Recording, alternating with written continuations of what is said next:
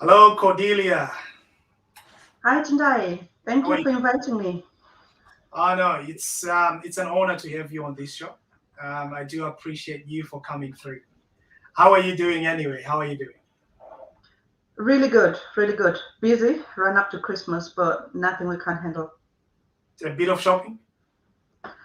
I haven't even started. Well, I've done for my kids, I finished my kids, but then everything else I haven't even started.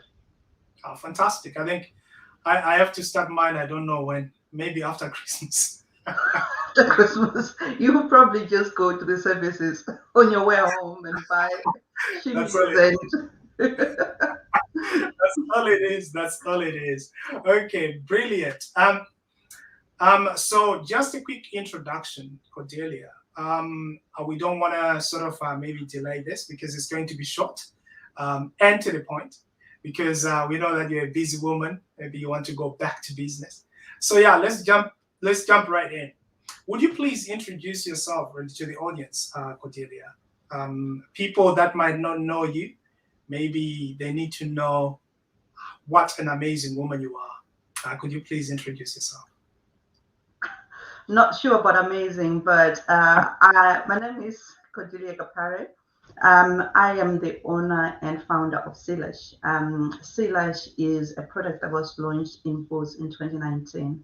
And as far as we know, it's the first and only product that is a false eyelash that was specifically designed for chemotherapy patients. It's now available, or it's now being used by people who've got everything from alopecia to trichotillomania to burn victims, anybody who doesn't have false, their own natural lashes. Wow, that's amazing. That's an amazing invention. I just been looking through some of the ads, and most of the ads that I've seen or that I came across on YouTube um, really show the importance and the difference between your invention and other inventions that been in existence before you created that. What Yeah. actually you can you just maybe tell us a little bit what made you think of creating the sea-lash? Was it that there wasn't anything on the shelf that you would use? What was the reason for you to create that? Um, I I call myself the accidental entrepreneur, Mhm. and this is because of how Silash came about. Silash was never meant to be a business idea. I didn't set out to create a business because I had never even thought that I was capable of doing something like that. I was diagnosed with breast cancer myself, and it was when I lost my own lashes that I found out that there were no false eyelash options Oh, wow. for people without their own lashes. And that's basically why I just sat at my kitchen table and tried to find a solution for myself and ended up realizing that the solution could help other people as well. And that's why I tend to call myself an accidental entrepreneur. Well, I just don't want you to dig deep into that because we're going to come into that question. It's very, very important because that's exactly where we are going to get into the depths of you becoming an entrepreneur, how it is going, how you got received, and so on and so forth. But before we really get into the meat of the discussion, would you please walk us through your journey when you arrived in the UK from Zimbabwe? When did you arrive? And how was your journey, the challenges and the wins when you got into this country? Yeah, that's quite a story. I think we need it's on anybody who came to. I came into the UK in 2004 in April, and at that time, most of us did not have anybody here to kind of show us the ropes. And we sort of like had somebody who would show you where to work. And my first job was in Harlow, working, picking and packing Sainsbury warehouse. Or And then I went on to work in mostly picking and packing. And then I went on to work at the Trafford Centre, moved to Manchester to work at the Trafford Centre. Initially I was cleaning on the food court, and then I was moved to cleaning the toilets, and I was cleaning the toilets. I did that for a while, and then I moved to Caterpillar, okay, and I was picking and packing in the warehouse as well. And basically, that was kind of my journey when I first started. Until one day I saw an advert. Grosvenor Casino was looking for croupiers. Mm. And I walked in. I was just, I needed a job that paid decent amount. Yeah. And I walked in and I had an interview and I got the job and I became a croupier. And from then I then became an office junior when I had my son. I had my son in 2007.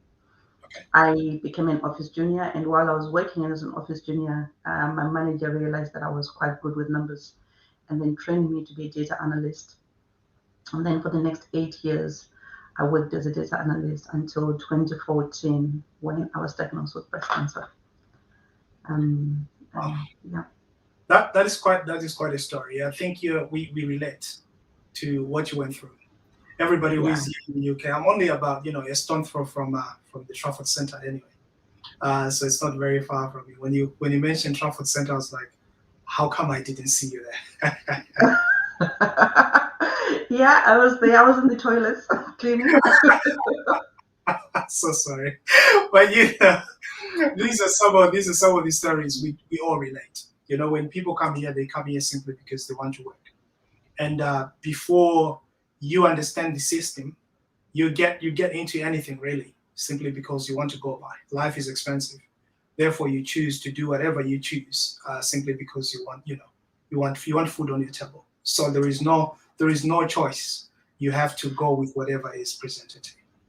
Yeah, absolutely. And I've said, it's like even to my kids, like if tomorrow the need arose and I needed to go back and clean those toilets, for me there's no job that I consider that's beneath me. If it pays for my kids' roof, if it pays for their food, then that's what I'm gonna do. I am not precious about a job title, as long as my kids are okay.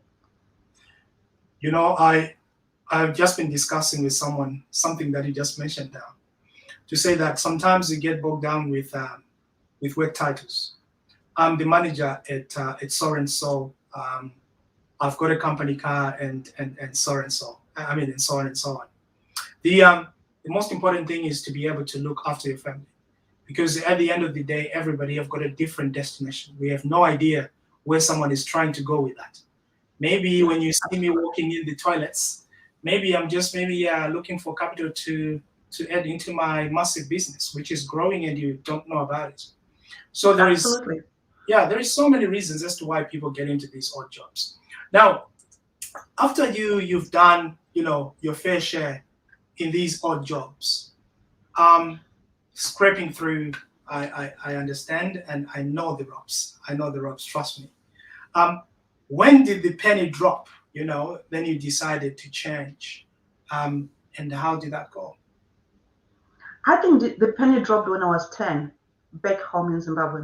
Oh yeah. I was watching a program called Customs Law, and I used to absolutely love it. Mhm. And it was quite funny because I didn't really understand English very well, but I understood it enough to understand that I wanted to be a lawyer.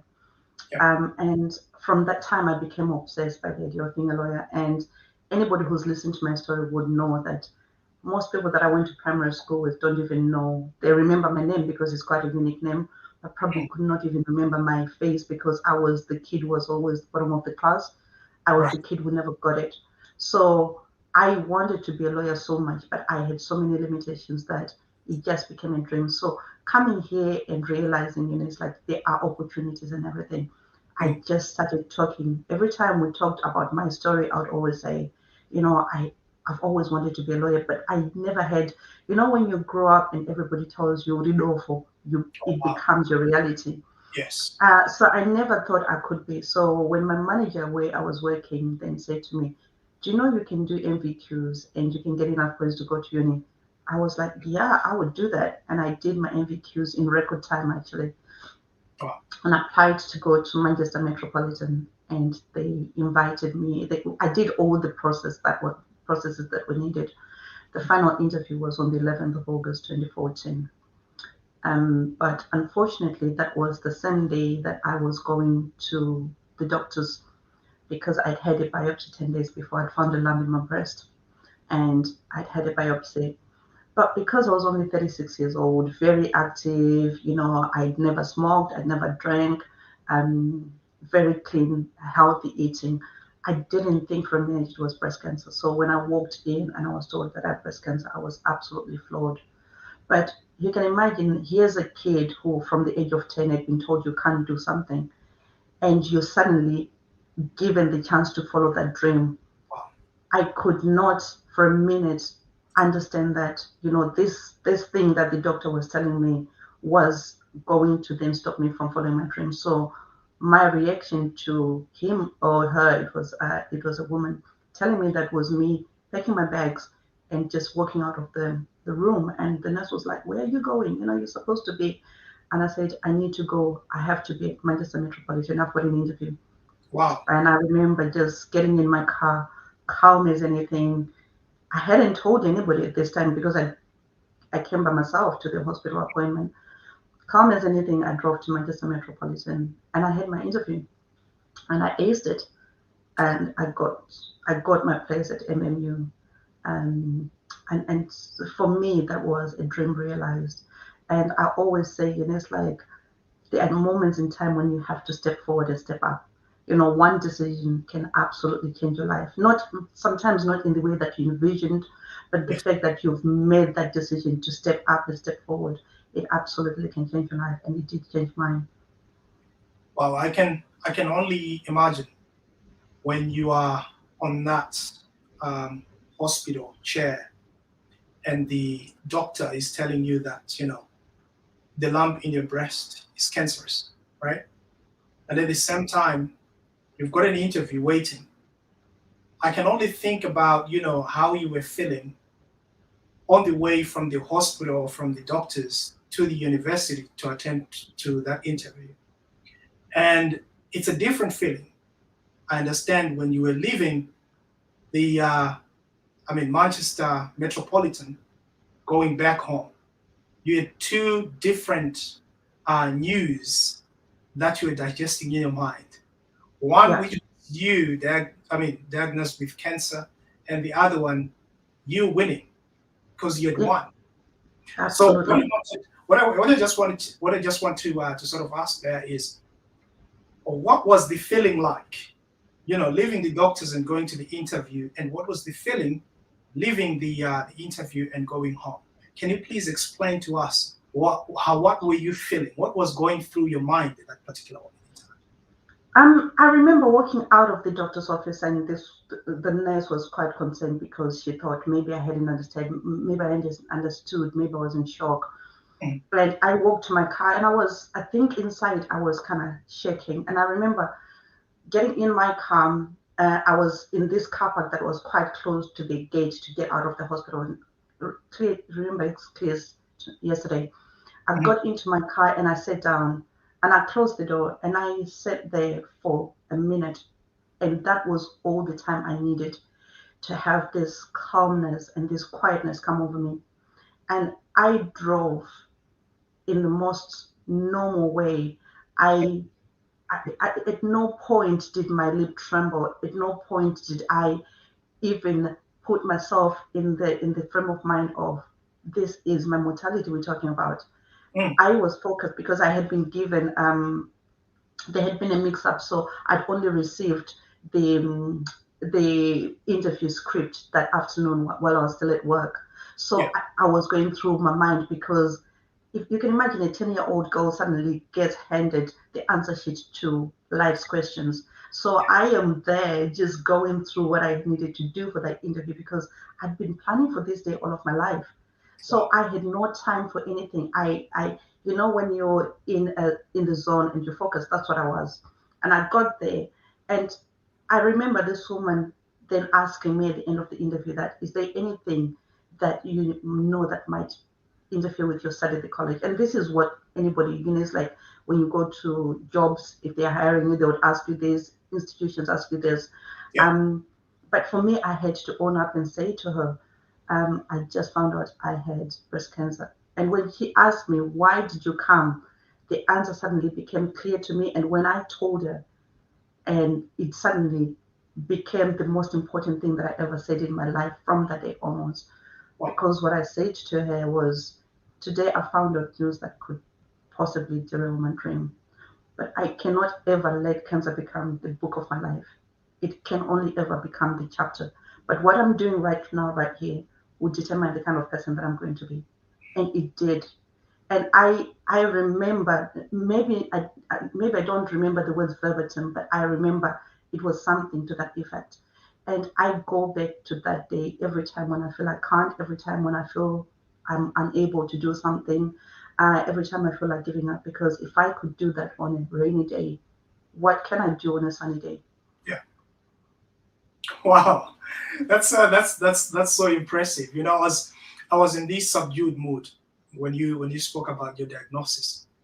But then when you spoke about how you felt and how you've managed yourself to an extent of sort of forgetting that you've been diagnosed with this dangerous disease, I should say. You defeated it, and the way you defeated it gave me hope to say that you are a strong woman and you've managed to achieve a lot more after that diagnosis. So I'd like to maybe ask you a little bit more. If you could tell us the journey that you followed with your business and the obstacles that you might have faced, understand that maybe having been diagnosed with cancer was one of the obstacles that you had. How Mm. did you manage? How did you manage, to really concentrate on the business? Because the one thing that I would like to also mention is the fact that this is where the penny dropped. This is where you became an entrepreneur. This is the day you became an entrepreneur, right? You had three different things that did happen to you, but from that point, maybe you had not really observed it that much. That you actually became an entrepreneur by you receiving that news. And at the same time, you're receiving the great news of you going to university to be able to nurture yourself so that you can actually become the person you wanted to become. So, in preparation of almost everything that was to happen in your life, that was the beginning of everything from my point of view. Just walk Yeah. us through the journey. So first of all, I didn't only become an entrepreneur that day because I didn't start the business that day. I became everything that Cody was supposed to be. I walked into my own. Um, and I went home fully expecting them to tell me, it's like, we would like to offer you a place, but in light of the news you've just given us, we are unable to. 3 days later, I received an email telling me that I've been offered a place. And you can imagine how amazing that was. But what Mm, happened was I was working full time. I had two boys. My kids were quite young at that time. I was far from home. Spider-Man. I was trying to study part time, and I was going through cancer treatment. And even I, as strong as I am, I couldn't do all of it. And at some point, I sat down and I made the decision that I was going to leave college. And having fought so hard to get to that point, and the one thing that I focused on in life was to go to uni, making that decision was really, really hard. And it hit me hard so much so that I spiraled into depression. And it mm, was purely by chance, again, taking one action, that I decided that I was going to help myself. No one was coming, it was just me and mm, the things that I had to face. And I tried a lot of things. And, it's like we have a background of, you fix your own things, you do not show. You don't show your dirty laundry. So I didn't want to go out and look for help. The thing that worked for me, and I don't know why it worked, was something that I called lipstick and heels. And mm. that was simply getting up in the morning, putting my makeup on, putting a really nice dress on, putting a pair of heels on. And that was it. That was the beginning and the end of the plan. Beyond that, I didn't know what it would do. But weirdly, it made me feel better. On the outside, I looked great. And suddenly on the inside, it made an impact. So Wow, that's when I decided that I was going to hide every sign that I was going through cancer treatment. I became obsessed with looking great. normal. Yeah. Wow. So when my lashes fell out, the obvious thing was to go and buy a pair of false lashes so that I do not look like I'm going through cancer treatment. Mm. But what I realized was when I tried to put them on, because there wasn't false lashes. If you can imagine, this is your lash. False Mhm. lashes tend to rest on that ledge that is your natural lash to Okay, on put the them, because yeah, without that ledge, they kind of droop because they're quite heavy. They will droop and they won't stay in place, and it's quite hard. And it was so frustrating for me. And I went to Macmillan nurses, and they were telling me to, they were giving me solutions that I didn't think worked at that time. Mhm. And I was thinking, surely people have been going through cancer treatment for years. Must be a solution. And I couldn't find one. And that's when I went home and I just thought, I need to find a life for myself. And I can't find it on the shelves. So I'm gonna make it. So I Wow. sat down and I started making these lashes. And the day that I actually came up with the prototype that then went on to become c-lash, I knew that I was onto something, because I had goosebumps when I finally did it and I put it on. It didn't look perfect by any stretch of imagination, but there was an idea behind that was starting to form, and I knew how to perfect it. Um, and I had a friend who had alopecia at the time, and I was excitedly telling her, not that I was trying to sell the lashes to her. She was just my friend, and we were talking, and I was saying, and it's like, I'm going to wear these lashes, and I'm going to do this, this, this. And she said, like jokingly, if you sell me those lashes, I'd buy them. I was like, really? And she was like, yeah, I would. And Mm. that's when I realized there was a business idea here. And I started, while I was going through treatment, I started doing what was market research. I didn't know at the time because I'd never run a business. I'll be asking the other patients, I'll be asking the nurses, I'll be asking the doctors, and Mm. it's like telling them my idea and picking their brains. And that's how the idea was formed. Wow. And for me, it was a relief to have something bigger than myself, because the storm outside, which was the sea-lash idea, was not bigger than the storm inside, which was the pain and the heartbreak and the loss of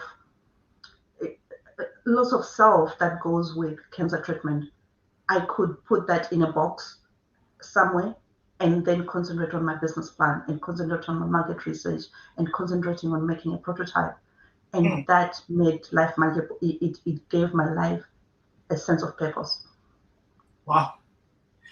I can, you've been going through quite a lot, and you've got things that needed to be done. You've got children as well to look after. You've got your own normal job to go to. You've got this C-lash that you are sort of inventing or in the middle of inventing, um, and you're going through treatment. So there's so many things that are actually crossing your mind, and I'd like to commend you for holding it down, because it's very, very difficult for someone to be able to work on all those things and still stay sane. And you've managed to do that, which is quite commendable. Now, I just wanted to ask you, um, you know, when you were starting off, you mentioned your friend, and she was also suffering. I think she was someone whom you were sort of using as a soundboard to your ideas, Mm-hmm. because she Mm-hmm. was going through something similar. Now, when you then started to tell other people about your situation, um, and also maybe your idea of the CLASH, how did they receive it? I would like to tell you that people were very receptive and people were helping me and stuff. Yes. But I can't. And there are two bits of it. There is the bit of people people want things that are tried and trusted. And it just, if I told you tomorrow that I can give you a pillow and you can grow wings, you're gonna laugh and say, lashes have been there for a long time. Big companies have been producing lashes for a long time. So for somebody who's got no beauty background, b no business running background, to come and say, I've got this lash that nobody's ever thought of, and I can, it's like I've got this new idea and I'm gonna sell it and take it to market. Even if I had approached you, you probably would have laughed me out of the room. Mm, mm, The second thing was, I didn't know how to pitch my idea. I was passionate. In my head, it was very clear. It's like when they say, in my head, I'm very articulate. But when I was saying it, my passion was there, but I wasn't articulating myself properly. And we all know that things like, the fact that you're a black female and things like even opening a bank account was really difficult. I used to do my homework. I was doing everything that I needed to do. I was writing a business plan. I was trying to put a structure to this thing, but people were not biting. And I knew that I needed to do something different. And my son used to talk about show and tell at school, and I thought, this is what I need to do. I need to show them what I mean, because to tell someone about something that they haven't gone through is quite difficult. But I didn't even know the word prototype, so I knew I needed. I had made rough prototype types, but I knew I needed a commercial prototype, but I didn't even know the word for it. So to even Google companies to do that, it took me quite a while. And then I started watching Dragon's Den, and I found out about prototyping. And then the companies were in China, in Asia, in places like that, where the IP laws are very different from here. So I didn't want to do that. Plus, I didn't have the money. So I needed to find a way to prototype. So I started looking for engineering companies in the UK. By then, I had an idea. I didn't want to work with a beauty company. I approached a company called Cube 3 in Southern-on-Sea. And the engineering company, they don't do anything to do with beauty. They do car parts and street lights and things like that. And I approached them and I said, do you do prototypes? And they said, yes, we do. And I said, I need you to prototype. Oh, absolutely, we can do that. What would you like us to make? And I said, Wow. an eyelash. And they started laughing. And they said, have you Googled us? And I said, I have Googled you. I know there's three of you, and I know all of your names. I know when your company started. I know everything about your company. They're quite impressed. And it's like, so you know exactly what we do. Why did you come to us? And I said, because if I go to a company that does beauty, they're going to discourage me, Thank because if they you. would have made a lash that is for people with cancer, they would have made it. So they're going to tell me every reason why it can't be done. You don't know nothing about lashes. I don't know anything about lashes. Between the two of us, we're going to come up with what I want without you giving me your preconceived ideas. Wow. So they're like, okay, we like a challenge. So we worked on this um, lash. In the meantime, I am calling every single high street um, shop that sells lashes. Everyone from Boots to Superdrug to Sainsbury to Asda, and I was calling them. I would split the numbers. So this week I would call Boots and that list. Next week it will be Sainsbury and another list. And then this third week I'd go back to Boots and I would keep on calling them. And I was like, I've got this lash for people with cancer. You need to speak to me. I need to show you this lash. But I was talking about a concept as if it was already a product that was ready for the market. Hmm. Um, so when Boots came calling in 2015, I absolutely panicked, because they were like, we need to see you. You're talking. We heard about this lash that you're talking about. When can you come in? The prototype wasn't ready. It was being made. So I asked for them to give me time to finish the prototype, and they absolutely did. So I ran back to my guys in Southern NC, and I was like, "What has come calling? We need to do this prototype and finish it." I'd been given 2 months. We finished it a week before I was due to go for a meeting. Wow. Went for this meeting, sat down with these buyers. My PowerPoint refused to work. My pitch was all over the place. And I tanked. Literally, I absolutely tanked. I was terrible. I'd never pitched an idea. First Wow. time in my life pitching, and you talk about baptism of fire. The first person I pitched to is Boots. Um, That's crazy. That's and crazy. Boots is a big, and it's a big shop. It's a big shop. yeah, absolutely. And as a kind of a throwaway line at the end of the interview, because at this time I knew that, the show is over. I have lost this deal. I Wow. just said, I'm actually wearing the lashes right now. And they hadn't noticed in all the hour or so that we'd been in this meeting. they didn't realize that the lashes I was wearing were false eyelashes, because my Wow. natural range is made to look like your own natural lashes. And they were so surprised. I was like, "Are those not your lashes?" And I said, "No, I don't have lashes right now. My lashes fell out."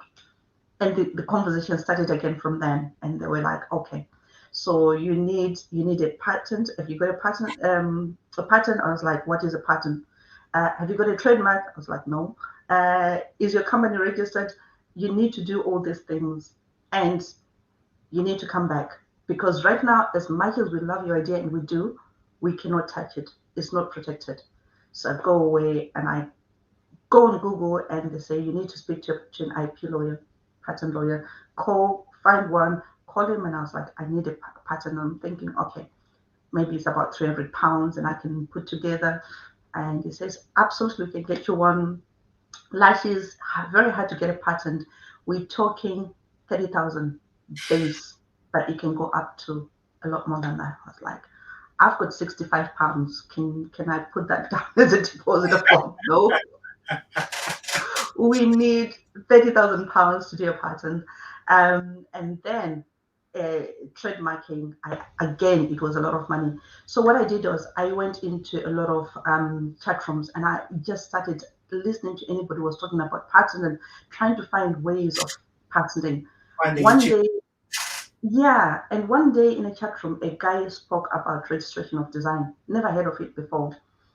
Hmm. And he said it's a cheaper version of protecting your idea. Okay. And I was like, okay, I like this. So as soon as it was daylight the next day, I called this guy, the patent lawyer, and I was like, do you do registration of design? It was like, I'm quite impressed. A lot of people don't know about that. Yeah, I do, and it's cheaper. And I was like, okay, how much? And I was like, well, about 15 grand. I don't have 15 grand. So what did I do? I decided that for the next 6 weeks, I was going to go to the library and download everything about trademarking and patenting and registration of design. And for Hmm. the next 6 weeks, I did nothing but read about it. And then I went and I trademarked my product myself, and I got my registration of design myself. And I saved myself upward of 16 grand. And then I went to the business show in London, and I presented my idea, and I won my first award, which is Innovation of the Show Award. And then I called Boots and I was like, can I set up a meeting? And I walked in this like, we didn't expect you to come back. What have you got? And I've got a registration of design. It's like, yeah, we'll take that. I've got a trademark and I've got an award. And I said, okay, so That's this is good. This this. is good. But we've got over 2,000 shops. If we gave you who's going to manufacture and how are you going to supply? And I was like, I don't know, but I know I will find a way. So give Hmm. me time. And they said, okay, wait, we're going to get you in touch with someone who might be able to help you. So they put me in touch with a guy called Simon Zussman. Found out in the meeting that he was the owner of ILU at the time, Wow. and I had to pitch to him. By this time, because when I went home, all I used to do was pitch. I would be sitting in the waiting room waiting to have whatever treatment, and I'll be pitching to the guy next to me whether he liked it or not. So my pitch had improved by then. So I had then had to pitch to Simon.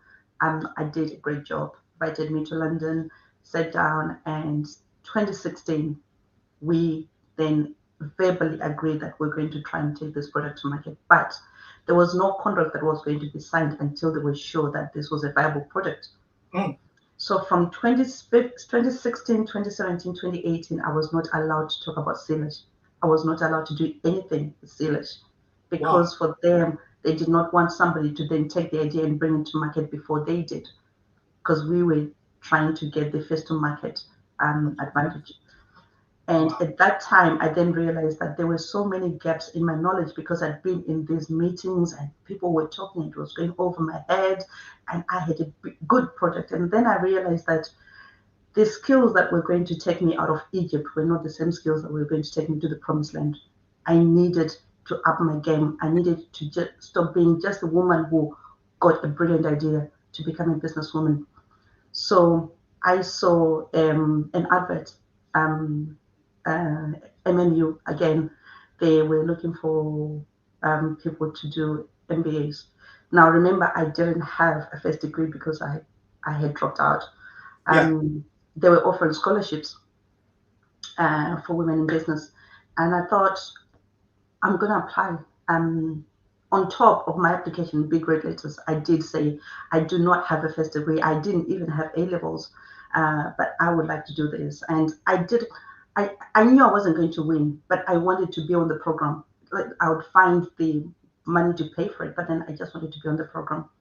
2 weeks later, I received an email saying that I'd won the scholarship. So I Oh, went back to college. how did that happen?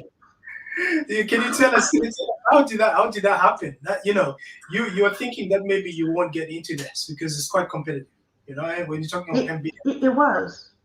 And how did you get into it?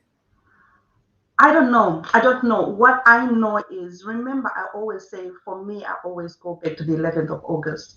And I realized if I could do something like that, Yeah, I'm never again going to say no to an opportunity because I think I can't.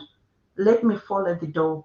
I am going to knock on that door because up until that time, everything that was happening in my life was absolutely, it didn't make sense. Who mm, calls bulls, customer line and sells a product and gets invited to an interview? Who comes out with a product after years and years of people producing lashes and it is a viable product? So I had done all these things that even up to me, I've always said that my dream does not fit in my mouth because it's too big. I yeah. never prayed for this because I didn't know that I had permission to pray for something like this. Wow. I just wanted to be. When I finished school, I wanted a place at Morgan's, the Teachers College, so I could go and be a teacher, which I tried to get into and I couldn't. So I wasn't a winner. I've never been. To be honest with you, I think this story, if there's any other story that we've covered here, if there's any other story that can change someone's life and someone's perspective of life, this should be the one. Because understanding where you're coming from and understanding your past, trying to understand your past and trying to sort of project it into your future does not work. Because in most cases, people would look at their past and think, oh, you know what? I don't think I'm the right person for whatever it is that is before me. Therefore, I would not be in a position to even try to do this at all. I won't apply. You would have actually thought that, you cannot apply for an MBA, because you have no You don't qualification, have a first degree. Yeah. Yeah, right? actually, that's what I thought. That's what I thought. But I was gonna apply anyway. You know, Yeah. you, it's like you need to step forward even if your legs are shaking. I think somebody said, even if my legs are shaking and my voice is shaking, I'm gonna Mm, step forward anyway mm, because you never know. Because if you never try, the answer will always be no. So for me, I was gonna try because I think for me, one of the things that I learned, and one of the things that I wish people would understand is it doesn't matter what you don't have mm. because sometimes, especially when like younger people want to start businesses, they focus on what they don't have or what they can't do. It Exactly. doesn't matter what you don't have. Yeah. Start where you are with what you have Mm, and do what you can. And when you know better, do better. But we limit ourselves by thinking, by getting ourselves out of the race before we even try. mm. Fail. And We talk of self-doubt. when you fail, something important happens. A, you learn that sometimes in life you'll fall down. And B, you will have experience. So next time when you're starting again, you're not starting from zero. You're starting with the experience of the failure that you've had before. Mm, So I don't I just think that, you know, especially with businesses, I think if you have a good business idea is an idea that solves people's problems. yeah. When you go out and you want to do something, because if you start your business with, I want to make a lot of money, it's going to be really, really difficult because the minute you don't make that money, you're going to give up. To give up. Yeah. And it's somebody said to me, overnight success takes a very, very long time. Mm, You know, when you see people doing amazing things and you think, and you say, tell me how you do it. And you want an answer that is a sentence long. It's not. It's every single thing, it's every single time, it's every single scar that you see on my body. It represents my journey up to now. And I'm not even done. I am still learning. And one thing that I do is I learn all the time because I spent all of my life being told I'm data proof. And now that I realize I'm just dyslexic, but I'm not dumb. I'm just awful. I just learn differently. I just I just want to learn.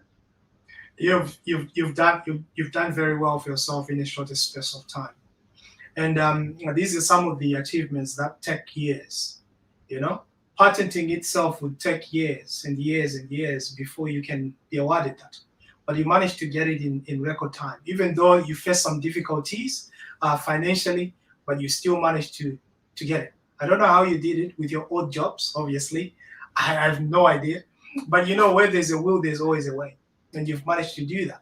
Because that could be actually a deterrent factor for other people to say, if this is going to cost me 30,000, then what's the point?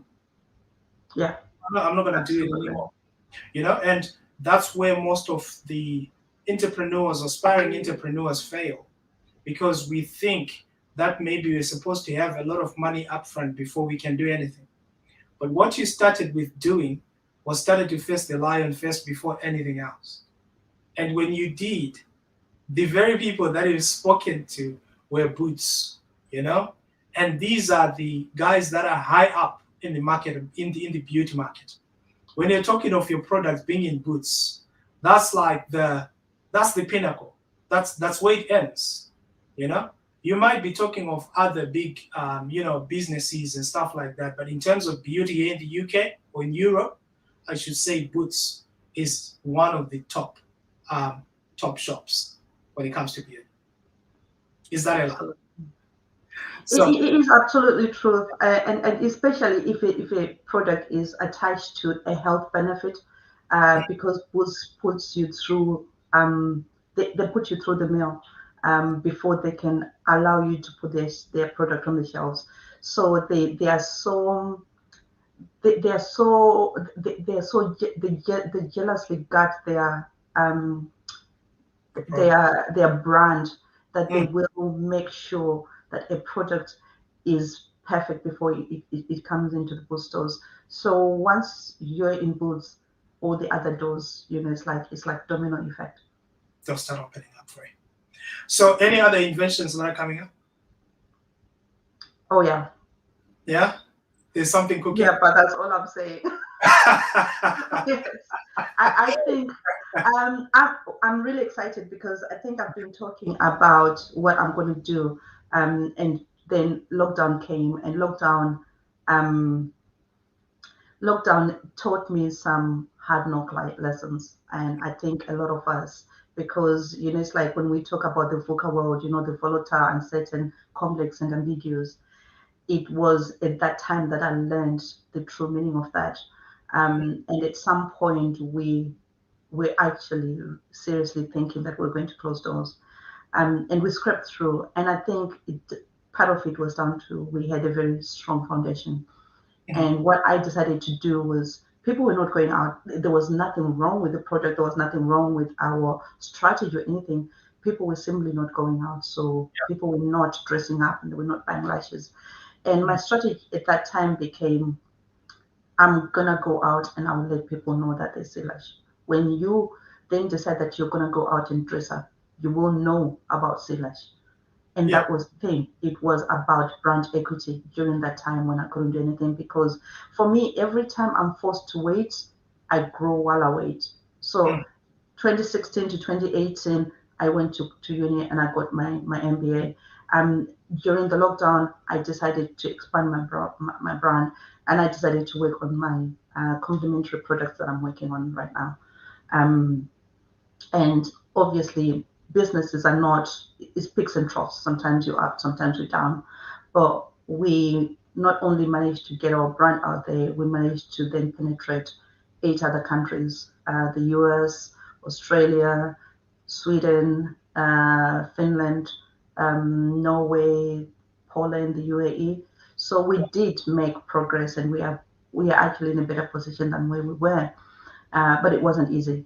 And you know, when I first started in business, I thought, it's like you have a business, the next year you buy a car, year after you buy a house, and then in 5 years, you buy a beach somewhere on the med. It still Yeah, hasn't happened. it hasn't happened yet, but No. it's coming. It's coming. It's always understanding the importance of waiting. You know, Yeah, but yeah, people usually wait and then they sleep. It's not about sleeping and waiting. It's about working while you're waiting, and yeah, that's the most critical moment. You would have slept when Boots said that you can come back to us. You would have actually slept and said, Boots said they like my stuff, so I'm the greatest in the game. But you didn't sleep. You kept working in that environment, and still lockdown came, and you worked. By the time that things were not going so well, you were doing your MBA. You worked through it all. So our lesson, I think, is to sort of understand that graft does pay. Consistency as well. Whenever you start something, try to work as hard as you can and finish it. Find the knowledge as well that you can apply to whatever it is that you're doing. Now, looking into your profile, just been searching and searching and searching, and I've I've come across something that is quite interesting. I've realized you are a very very popular figure in Cheshire, and Cheshire is one of the affluent suburbs in Manchester. We are talking of footballers and everybody else that is high up there. They live in Cheshire, and you are on the Cheshire magazine or Cheshire Life magazine. How did that happen? I honestly, I don't know. I got voted. So Church Life was looking for um, a woman in every decade. So I think 20s, 30s, 40s, 50s, 60s, and 70s, and 80s. I think there were seven of us who would represent that decade. And obviously, I am in my 20s now. I was representing the 40s category. And somebody put my name forward, and I saw an email that came into my inbox saying, it's like you've been nominated to represent the role model for the 40s role model. And I actually did not, there was a link, and I deleted it because I was like, who does that? That Kana is spam. kana zvokumusha uya unodzilita zvinhu zvinokupa. Yeah, because I was like, you think I'm stupid? So I deleted it until they called me and they said, we sent you an email and we haven't had a response from you. And I was like, are you really calling me from Cheshire Life? And they were like, yeah. I was just like, how did you even know about me? And it was like, well, your name was mentioned and your name was put forward, and we have kind of done our research and we think that, yeah, That's I don't know if I deserve to stand with those amazing women, but I am grateful that I was there. Oh, that's fantastic. That's amazing. I think it shows the power of networking as well. And can you maybe tell us a little bit more about networking? What does networking mean to you as an entrepreneur? I think for me, networking, first of all, especially if, and I'm talking to, because I'm passionate about, especially the younger men and women who are coming out in business right now. Networking will put you in a room full of people who've got the same mindset as you. Mhm. And when people say, it's like if you've got something that you really want, tell it to the universe, and the universe will conspire to make it happen. Networking is like that. You Wow. go into a room and you're networking and you're like, I'm Cody, I've got this product and this. And the next time you get an email, a phone call, you don't know who put your name forward. Like this magazine, I was contacted by this amazing woman called Benny who wanted me to be part of this speakers lineup. Mm. I don't know who put my name forward, but somebody did. And it's the power of those days where it's raining and you'd rather sit at home and you go and you sit with these women drinking cup and cup of coke cup after cup of coffee, and just talking to people, because not only do you then get people who really, I think networking, you'll realize that people want to help, and Yeah, they will give you ideas. And I struggle with networking because I think it's my dyslexia, because I'm very much an introvert. mm, And I found out that the best way for me to network personally is I will sit in a corner and try and speak as much as I can, but then try and get people's business cards, and then I'll then follow up individually and just invite someone for coffee. And I was like, can we go for a coffee? And and then I'll just sit down and just say, can you please tell me what you do and how you do it? wow, Because if you ask people pointed questions, they will only answer what you ask. But then if you just let people talk, and people like talking about themselves, they'll mm, give you so many nuggets that they'll answer questions that you didn't even know that you needed to ask. But networking for me has been one of the biggest drivers for my business. I've been nominated for awards. I don't know how many awards I've been nominated for. I don't half the time I don't know who's nominated me. I've been invited to go. I'm going to really important meeting that I'm going on Monday. That was down to networking. So if you can do one thing for your business, network. It might not be the thing that comes naturally to me, like it doesn't come naturally to me, but my business wouldn't be where it was without networking. wow. I've You have no idea how much I've learned out of this. We could have just done maybe a private meeting, and I would have learned a lot out of this. But because we put it out there, a lot of people have learned as well from this discussion. Now, as for when you mentioned about networking, I always tell people that don't be don't be this kind of a person who is still writing, oh, do it to work hard in private and show them the results. I've seen a lot of people thinking that that's the best way of doing things. It does not happen. It does not happen like that. And you have to tell it to the universe, like what you just said. Put yourself out there. Tell people what you do. Write whatever it is that you're doing. Write it down. And in this era of social media, some people are afraid that whatever content that I produce, or if I write something, then there's no likes, then there's this and that. It doesn't really mean that people are not reading. It doesn't mean that people are not really watching the content. It will come a time when it strikes in them to say that, I really need to go back to that content. I think that was quite helpful. That will happen in time. But what you need to do is to build up on yourself and understanding that whatever you're doing is not wrong. As long as you're churning out good information out there, as long as you're putting yourself out there, one day somebody will notice. And that's the effect of social media. Remember, you are being watched globally. Someone in Saudi Arabia would come across your name somewhere. Maybe they're doing exactly the same thing that you're doing. Maybe whatever you said you are lacking, that's what they specialize in. And whatever they're lacking, that's what you specialize in. And therefore, you can formulate that partnership. You can start collaborating on something great. So I really enjoyed this conversation. I don't want to sort of go past the agreed time, but we've already done. I do appreciate you, Cordelia, for coming through. And your story is a story that needs to be heard by quite a lot of people. I really commend your honesty, and I wish you all the best with c-lash, as well as the upcoming projects that you don't want to sort of divulge at the moment.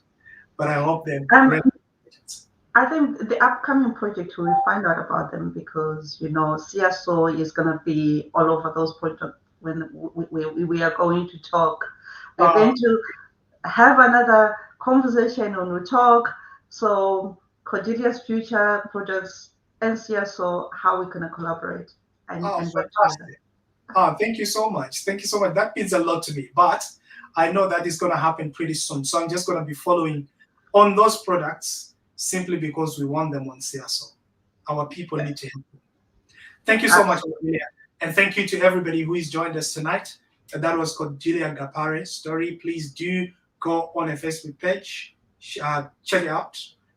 Like some of the posts that she shares, which are quite insightful.